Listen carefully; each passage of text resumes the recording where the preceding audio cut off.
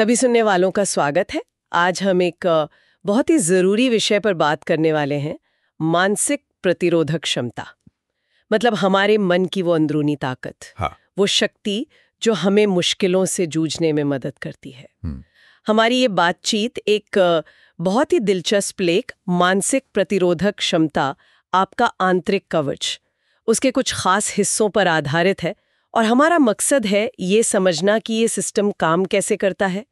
आज की दुनिया में, मतलब 2025 के माहौल में, जैसा स्रोत बताता है, ये इतना ज़रूरी क्यों है और सबसे अहम, इसे हम मजबूत कैसे कर सकते हैं।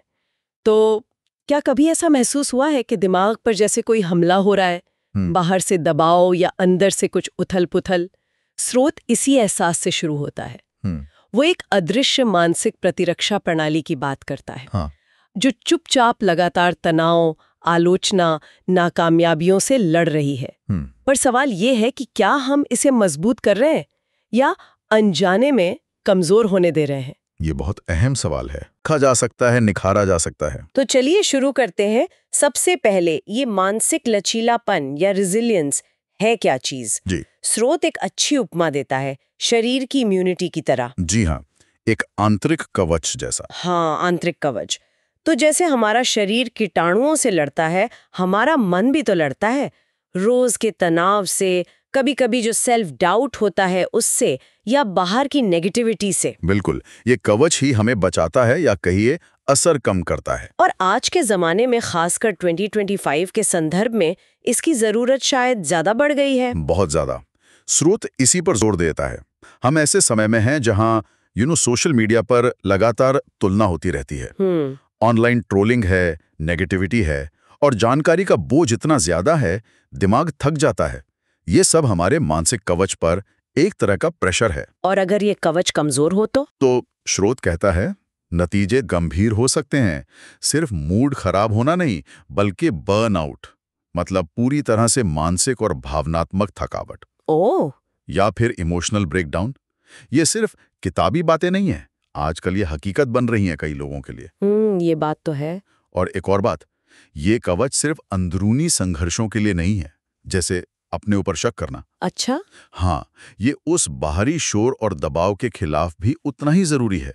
काम का प्रेशर, सोशल मीडिया, या लगातार आने वाली बुरी खबरें।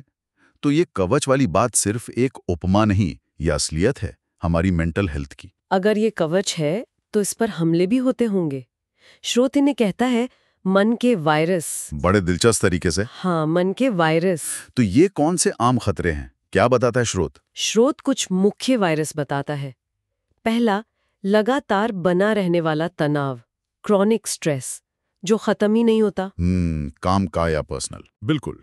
दूसरा, आलोचना, खासकर वो जो पर्सनल हो, हमारे कॉन्फिडेंस को चोट पहुंचाए। हाँ, वो चुभती है। तीसरा, असफलताएं या बड़े झटके जो हमें सोचने पर मजबूर करें कि हम शायद किसी लायक नहीं। सेल्फ डाउट वाला फेज। हाँ।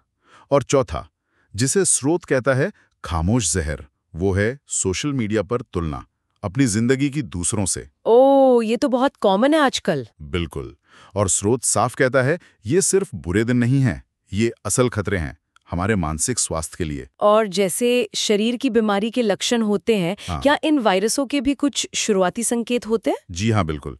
स्रोत कुछ चेतावनी संकेतों पर ध्यान देने को कहता है, जैसे चिंता का बढ़ जाना, एंजाइटी। हाँ, छोटी छोटी बातों पर भी बहुत ज्यादा सोचना, ओवर थिंकिंग, या फिर किसी एक ही निगेटिव बात के बारे में सोचते रहना बार बार, जैसे गाड़ी फंस गई हो कीचड़ में।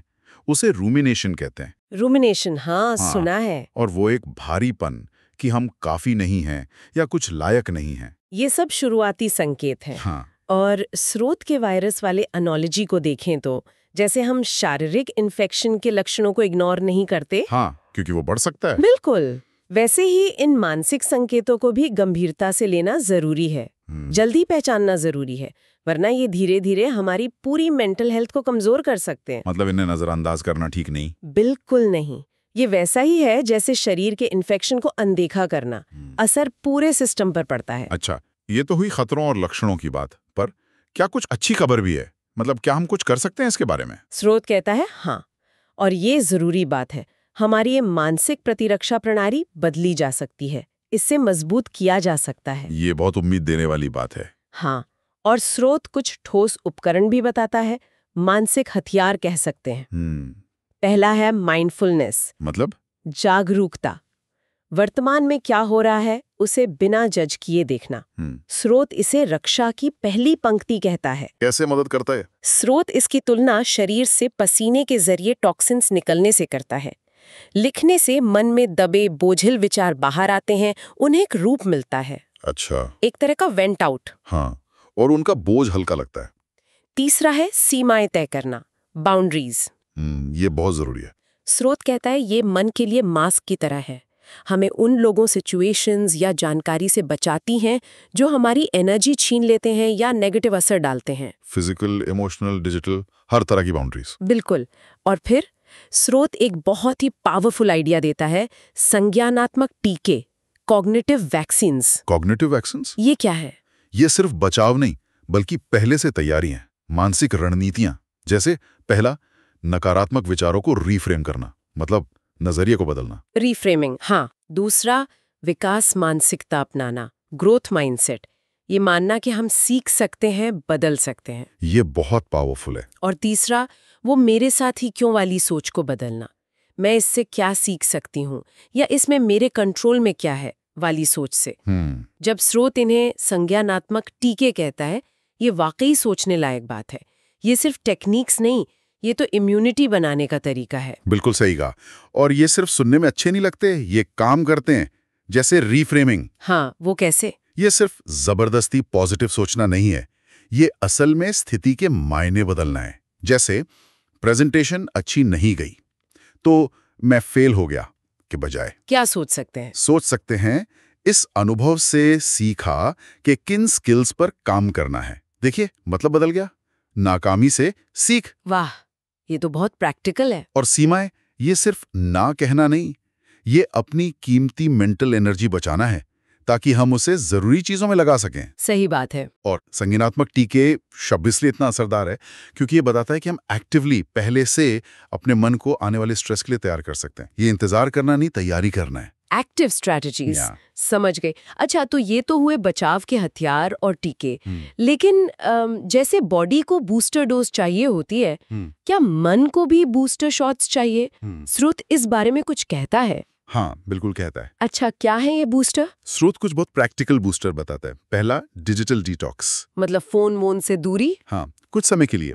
लगातार जो शोर आता है जानकारी का, उससे ब्रेक। ये तो जरूरी लगता है आजकल। दूसरा, प्रकृति में समय बिताना, नेचर में, पार्क में टहलना या बस हरियाली के बीच बैठना।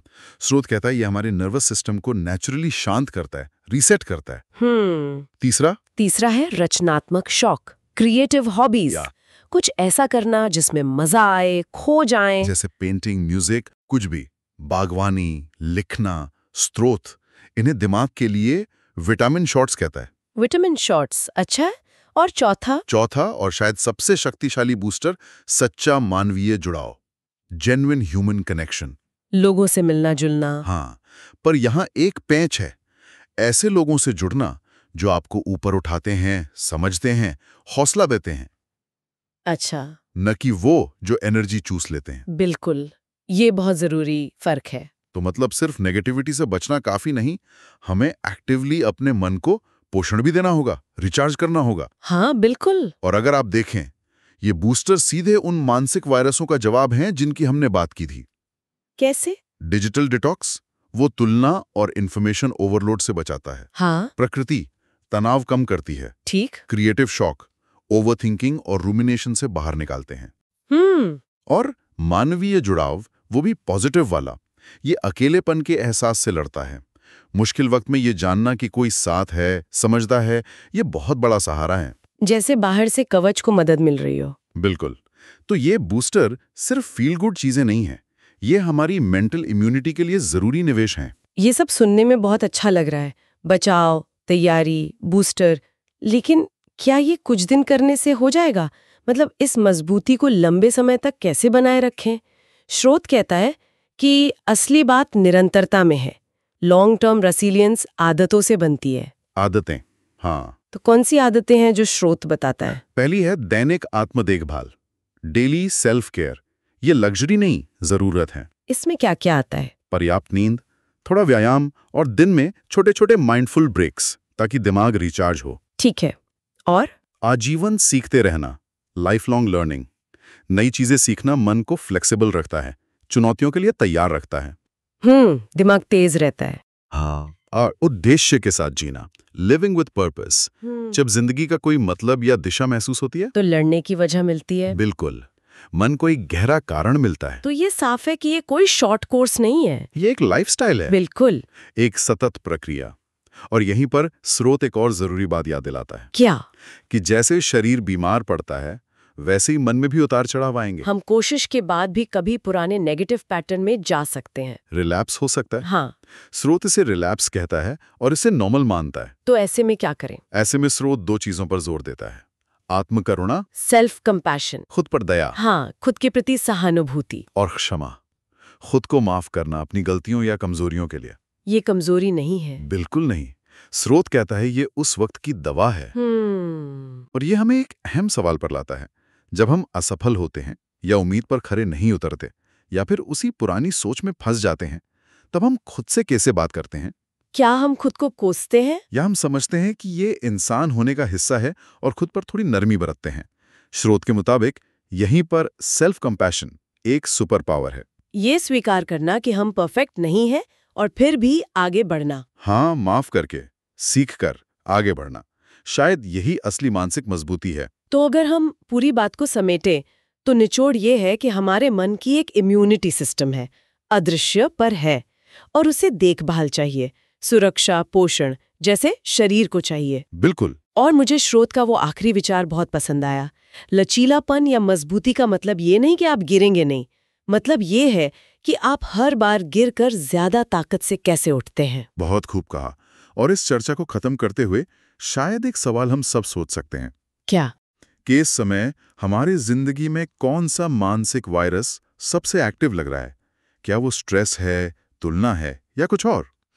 और फिर आज हमने जिन उपकरणों, टीकों, बूस्टरों की बात की, उनमें से कोई एक कौन सा हो सकता है जिसे हम आज से ही छोटे से रूप में ही सही अपनाना शुरू कर सकते हैं? वो एक छोटा कदम। हाँ, वो एक छोटा कदम जो हमारे उस आंतरिक कवच को अभी से थोड़ा और मजबूत बनाना शुरू कर दे। बेहतरीन सवाल, सोचने लायक। और इसी विचार के साथ हम स्रोत के उस एक्शन टैगलाइन के साथ खत्म करते हैं। अपने दिमाग की प्रतिरक्षा प्रणाली को सुरक्षित रखें, इसे पोषण दें और ये जीवन भर आपकी रक्षा करेगा।